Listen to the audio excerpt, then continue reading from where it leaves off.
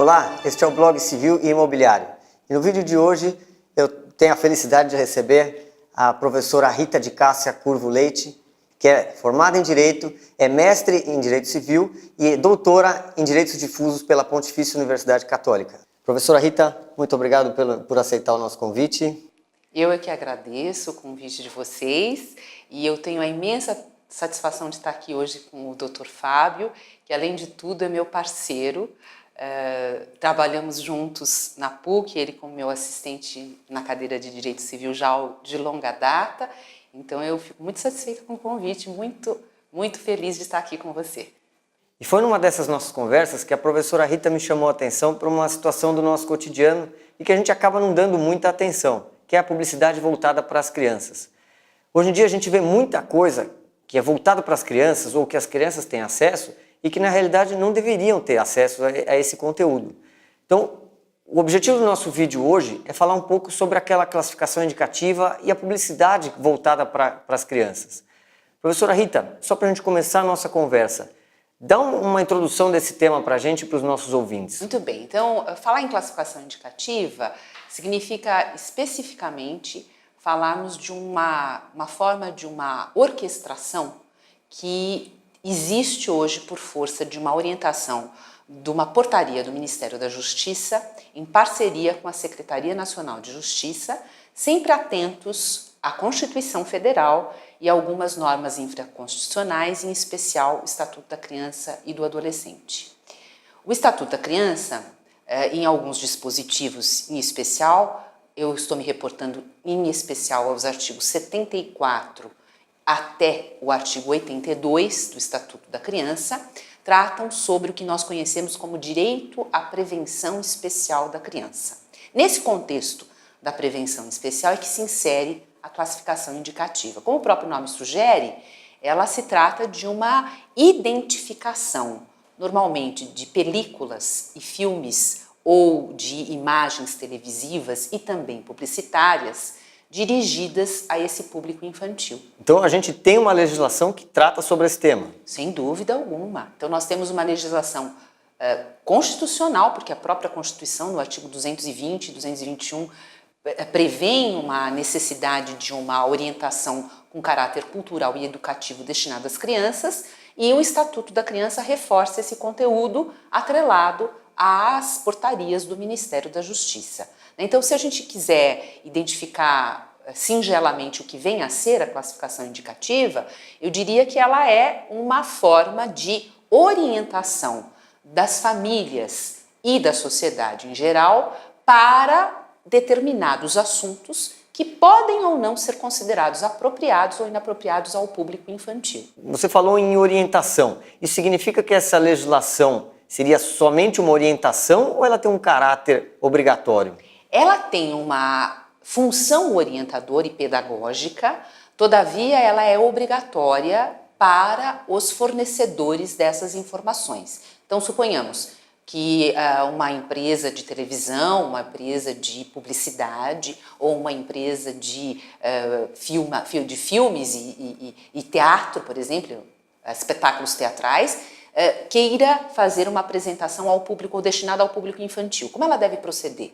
Ela deve saber se o conteúdo que vai ser exibido ao público é adequado à faixa etária que atende. Então, nesse contexto, nós temos alguns ícones de identificação, né? Então, o próprio Ministério da Justiça estabelece os programas que são livres, os programas que são apropriados para público infantil a partir de 10 anos, de 12 anos e assim sucessivamente. A gente costuma ver isso na programação televisiva, né? Sem dúvida. E isso não seria uma espécie de limitação, uma forma de limitação à liberdade de expressão? Então, na verdade, existe, Fábio, uma discussão muito grande hoje, no Poder Judiciário, inclusive, sobre qual é, de fato, o papel da classificação indicativa. Então, seria o papel dela meramente educador e pedagógico, ou será que ela poderia ser uma forma de limitação à liberdade de expressão? Então, será que o fato de eu dizer ao fornecedor destas informações, olha, esta informação é apropriada para o público de 10 anos e, portanto, só pode ser exibida a partir de uma determinada faixa de horário. Será que esta orientação feriria a chamada liberdade de expressão? Então eu acho que essa questão é bastante pertinente hoje, especialmente se a gente levar em consideração o fato de que existe, tramitando no Supremo Tribunal Federal desde 2001, uma ADI, ou uma ADI, uma ação direta de inconstitucionalidade, que é a ação direta 2404, que já tem voto de 4 ministros, sendo o relator o Dias Toffoli. Exatamente, está bem avançada, no sentido de saber se o fato de eu, por exemplo, sugerir que a emissora, vamos tomar uma emissora de televisão, por exemplo, ou uma indústria de cinema, ou mesmo, no caso da internet, que hoje vem nos preocupando bastante, ou até mesmo a indústria de publicidade. Se a gente disser, olha, esta informação pode ser exibida para este público e, para tanto, você tem um horário determinado para exibição. O fato desses fornecedores, digamos assim, não obedecerem este horário, geraria alguma responsabilidade a eles? Eu acho que é a pergunta que mais... sem dúvida, resposta, sem dúvida. Então, é o entrechoque entre a liberdade de expressão de um lado, e especialmente no ambiente público, sendo público infantil ou infanto-juvenil, a prioridade absoluta e justamente a proteção integral da criança do outro. Um verdadeiro conflito de princípios. Sem dúvida. Então, nesse contexto, o que a gente deve priorizar? O que a gente tem visto de orientação no Supremo vem sendo no sentido de que a classificação indicativa, sendo meramente pedagógica e orientadora, ela não poderia, se desobservada pelos fornecedores, permitir uma sanção. Qual seria a sanção? Seria, eventualmente, o pagamento de uma multa ou até mesmo a possibilidade de que a indústria fornecedora, veiculadora dessas informações, retirasse esse conteúdo do ar ou retirasse esse conteúdo de circulação. Pois bem, esta tem sido, de fato, a voz dominante no Supremo Tribunal Federal. Todavia, eu vou ousar discordar. Eu vou ousar discordar na medida em que eu penso que a classificação indicativa deva sim ser mantida e mereça muito mais atenção do que tem sido dado a ela neste momento. Por quê? Porque nós não podemos ter uma liberdade de expressão ilimitada, irrestrita e absoluta. Então, num entrechoque entre a liberdade de expressão de um lado e a prioridade absoluta das crianças e adolescentes do outro, meu ponto de vista, nós devemos, como cidadãos e como integrantes dessa sociedade responsável, numa responsabilidade compartilhada, nós temos que olhar para estas crianças e ter uma especial devoção por elas no sentido de compreender que nós não estamos limitando a liberdade, muito pelo contrário, permite-se que a informação seja passada desde que se atenda a um público cuja concepção, conhecimento e desenvolvimento psicológico e psicossocial consiga compreender a dinamicidade e a extensão dessas informações. Se a ideia é criar uma proteção maior, uma camada da população que precisa dessa proteção, a gente precisa ter uma preocupação maior com essa questão. Com certeza.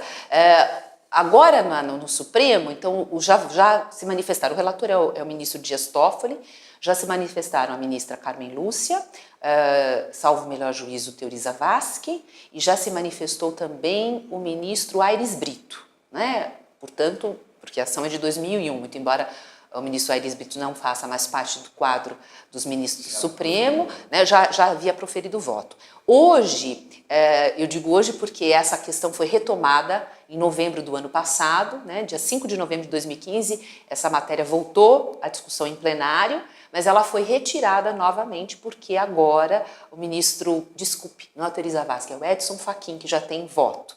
Teori Zavascki agora pediu o processo para averiguação. Então, nós estamos ainda discutindo essa questão fervorosamente no Supremo e me parece que é uma questão que deve ser lembrada, especialmente agora, Fábio, porque nós estamos e acabamos de completar em 2015 25 anos da publicação tanto do Estatuto da Criança e do Adolescente quanto do Código de Defesa do Consumidor, né? Trazendo um pouco essa questão para o ambiente publicitário, que acho que foi a origem, talvez, da nossa conversa que nos trouxe aqui. Como que tem se aplicado isso no ambiente publicitário? Então, na verdade, o ambiente publicitário, Fábio, está desguarnecido da classificação indicativa, muito embora exista nesse ambiente um órgão de regulamentação. Então, o órgão de regulamentação das campanhas, enfim, das publicidades e propagandas em geral, é o CONAR. E o CONAR exerce efetivamente um papel bastante importante, eu diria atuante, nesse ambiente. Então, existe uma regulamentação. Todavia, no meu posicionamento, essa regulamentação ainda carece de uma maior efetividade, né? Por quê? Porque nós estamos num ambiente ainda minimamente corporativo, tá? Então, o que será que a gente deveria fazer?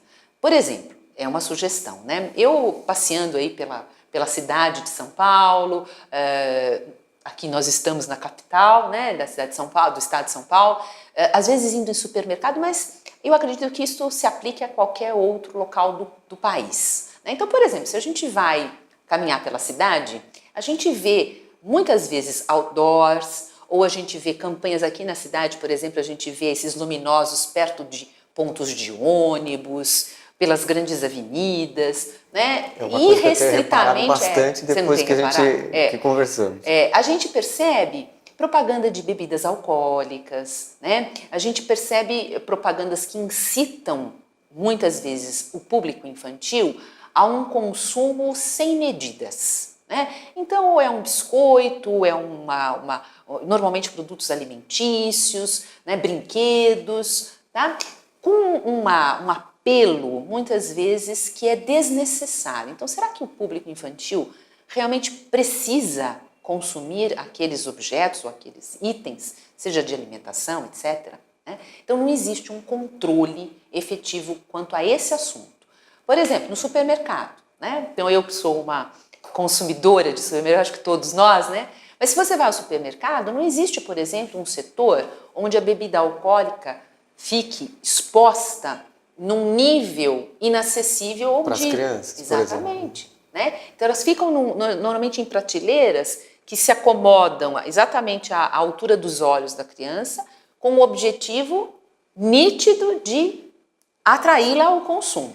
E são medidas que talvez sejam simples de serem concretizadas, mas que falta um pouco mais de iniciativa. Falta. Então, essa estrutura, no meu ponto de vista, seria uma forma de estabelecer um modelo similar ao da classificação indicativa também para esse ambiente. Eu não estou falando, logicamente nós estamos falando com o viés jurídico, mas existe toda uma evolução de conteúdo psicológico, assistencial por trás disso, né? Sim, então, tem todo um contexto para... É óbvio, não é à toa que as pessoas dizem, olha, bebida alcoólica, né? Quais outros itens que ficariam, de certa forma, ou que são considerados inapropriados ao público infantil. Então, nós sabemos que os itens que foram eleitos, e aliás, só para chamar atenção, sexo, nudez, drogas e violência, né? Então, esses itens são incluídos no ambiente da classificação indicativa e não é à toa. Existem estudos psicológicos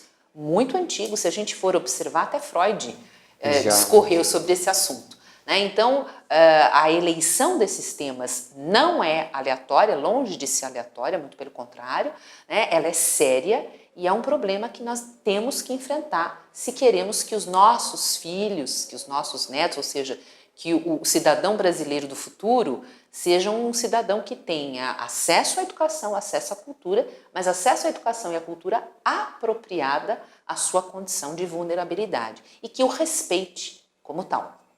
Fica aqui para a gente pensar para o futuro, para ver a melhor forma de adequar isso e trazer para o nosso contexto, né? Exatamente. Professora Rita, muito obrigado pela nossa entrevista.